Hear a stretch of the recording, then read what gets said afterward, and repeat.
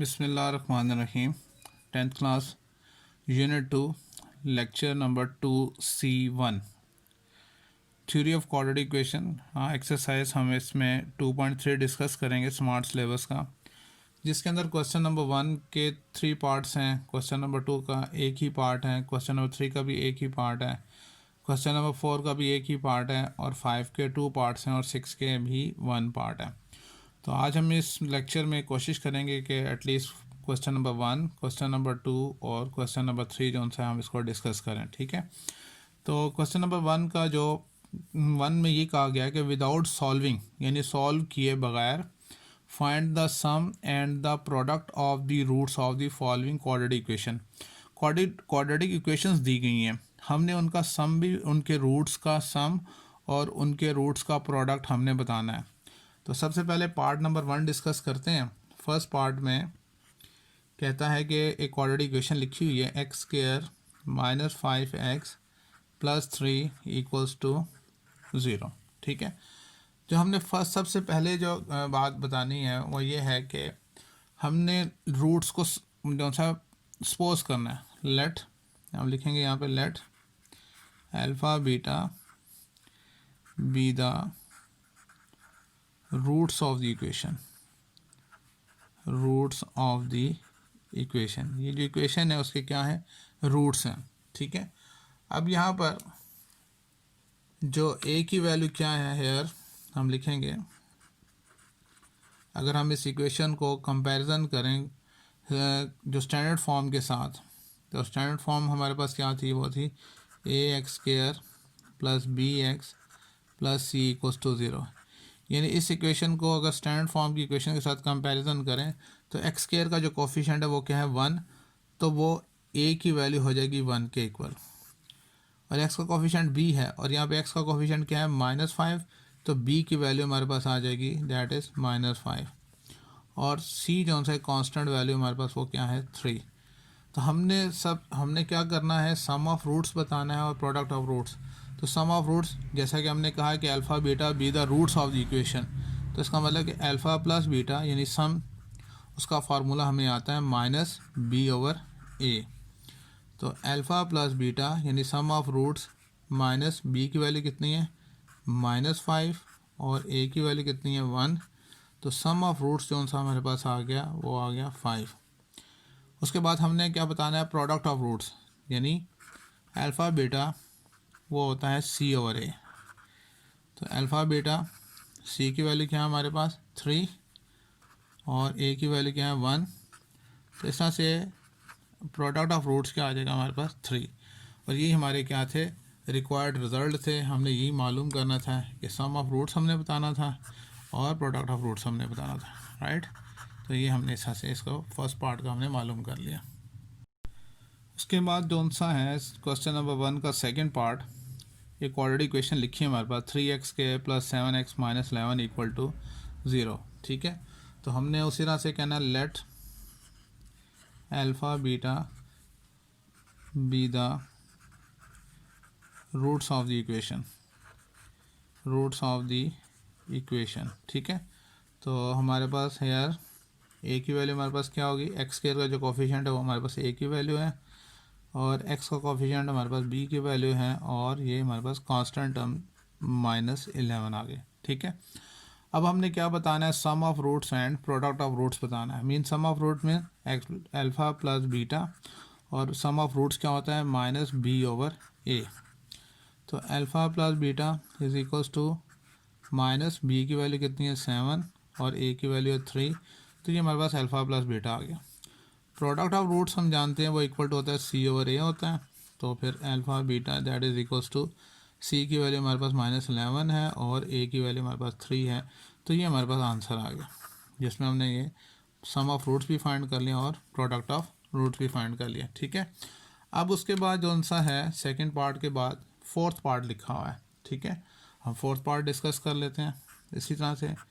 Fourth part ये है A plus B into X square minus A X plus B equals to 0, ठीक है जी।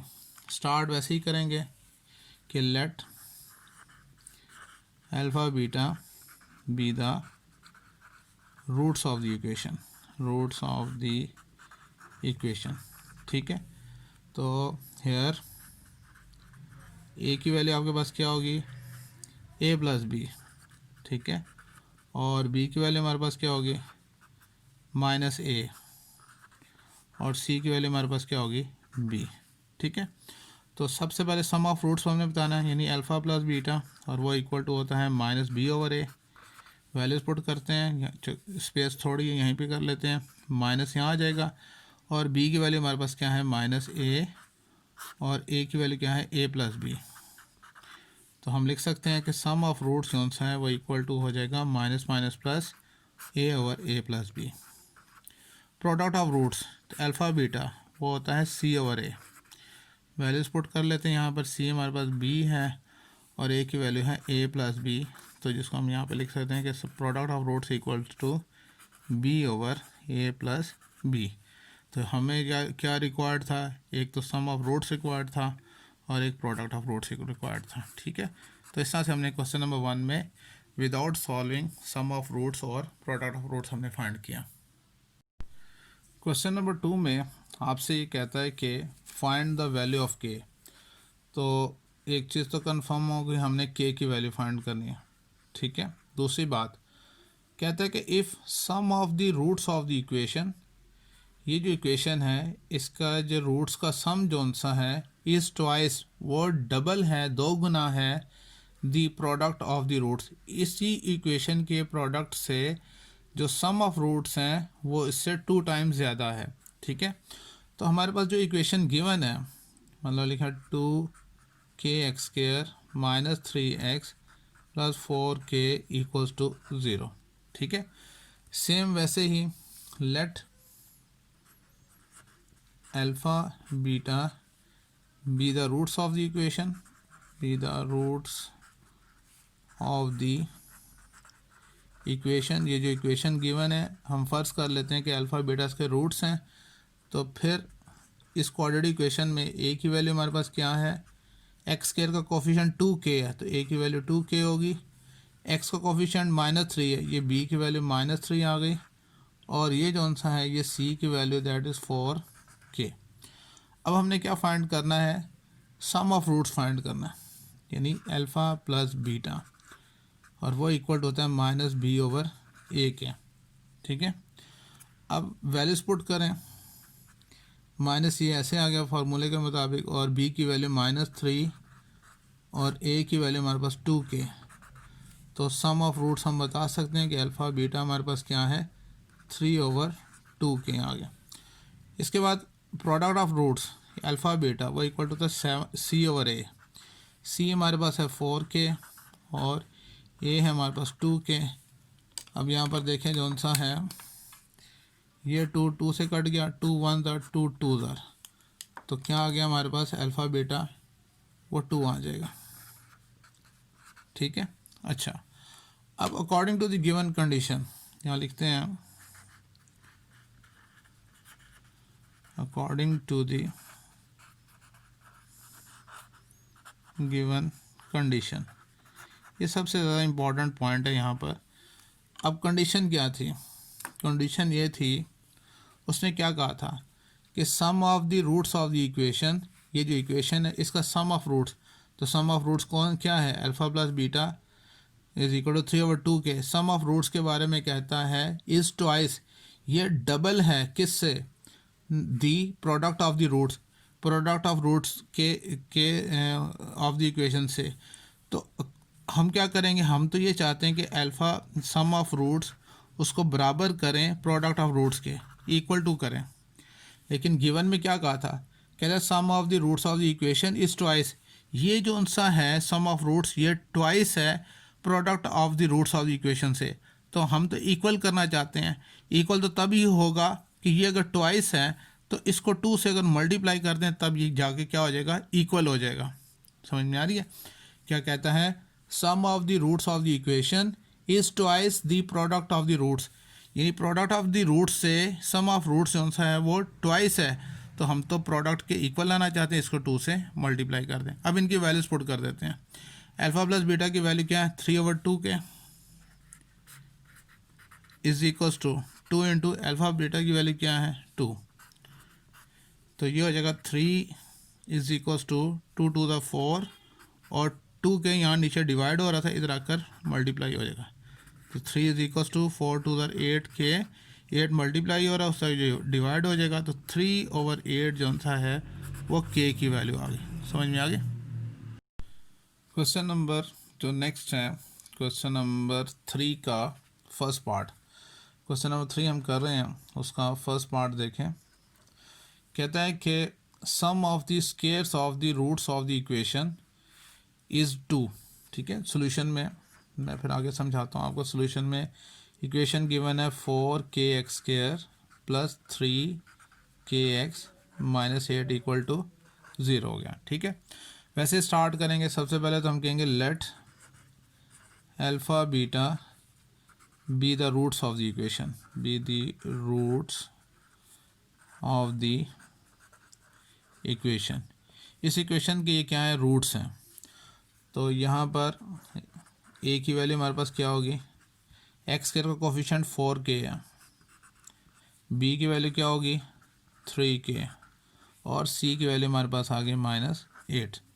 तो सबसे पहले तो हमने सम ऑफ रूट्स फाइंड करना है। ठीक है, तो लिखेंगे sum of roots alpha plus beta, हम जानते हैं क्या होता है -b/a होता है, माइनस ये आ गया। बी की वैल्यू हमारे पास 3k है और ए की वैल्यू है 4k। के से क्या हो जाएगा, कैंसिल हो जाएगा यहाँ से। ठीक है, तो हमारे पास क्या आ जाएगा -3/4 आ जाएगा। ठीक है, प्रोडक्ट ऑफ रूट्स निकालते हैं। Alpha beta which is equal to c/a, C की वैल्यू -8 और ए हमारे पास 4k। इसमें भी कटिंग होगी, यानी 4 1 ज़ार 4 2 ज़ार, तो ये हमारे पास आ जाएगा -2/k। यानी सम ऑफ रूट्स भी फाइंड कर लिया और प्रोडक्ट ऑफ रूट्स भी फाइंड कर लिया। ठीक है, अच्छा अब आते हैं जो उसने क्वेश्चन कहा था, according to the given condition, according to the given condition, दी हुई सूरत हाल के मुताबिक क्या कहता है। उसने ये कहा था, दोबारा पढ़ता हूँ, sum of the squares of the roots of the equation. जो हमने दो रूट्स सपोज किए थे अल्फ़ा बीटा, कहता है इसके स्क्वायर का जो सम है कहता है इज़ 2, तो वो 2 है। मतलब alpha square plus beta square कहता है इक्वल टू 2 है। ये इसने बताया हमें यहाँ पर। क्लियर है। अब यहाँ पर देखें हमारे पास जो वैल्यू है वो क्या है, हमारे पास अल्फ़ा प्लस बीटा की वैल्यू है और अल्फ़ा बीटा की वैल्यू है। Alpha square plus beta square की तो वैल्यू नहीं है। इसके लिए यहाँ पे मैं थोड़ा सा एक्सप्लेन कर दूँ कि जैसा हम जानते हैं कि a प्लस बी का होल स्क्वायर क्या होता है, a square plus b square plus 2ab।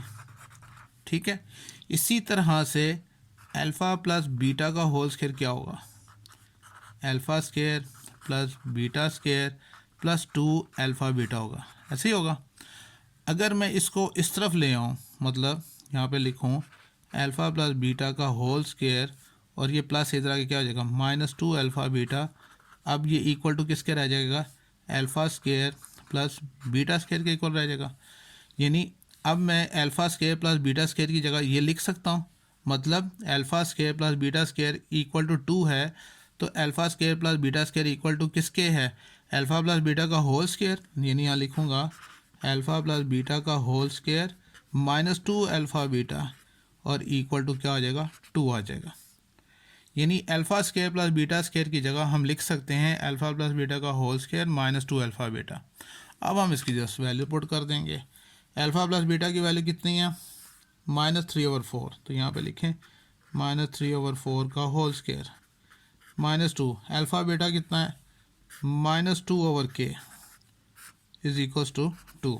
इसको सॉल्व करते हैं। ठीक है, माइनस का स्क्वायर प्लस होता है, 3 का स्क्वायर 9, 4 का square 16, minus minus plus 2 to the 4/k is equals to 2। LCM लें तो आता है 16k, इसका एलसीएम आ गया 16 से कैंसिल, k 9 से मल्टीप्लाई होता है 9k, k से कैंसिल 16 4 64 होता है इज इक्वल्स टू 2। ये 16K डिवाइड हो रहा है, उससे जाकर मल्टीप्लाई हो जाएगा, यानी 9K plus 64 is equals to 2 multiply 16K।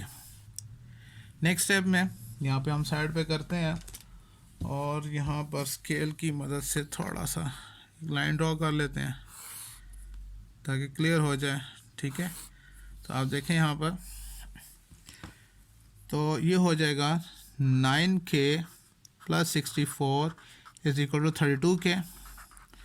ठीक है, अब 64 तो इधर ही रहेगा, लेकिन ये जब उस तरफ जाएगा तो 32K minus 9K, 64 is equals to 23K हो जाएगा, प्लस माइनस माइनस करेंगे, 23 मल्टीप्लाई और से डिवाइड हो, यानी K इज इक्वल्स टू 64/23। यही हमारा आंसर होगा। कुछ समझ में आ गई? बहुत ही आसान सा टॉपिक था, हमने उसको डिस्कस किया।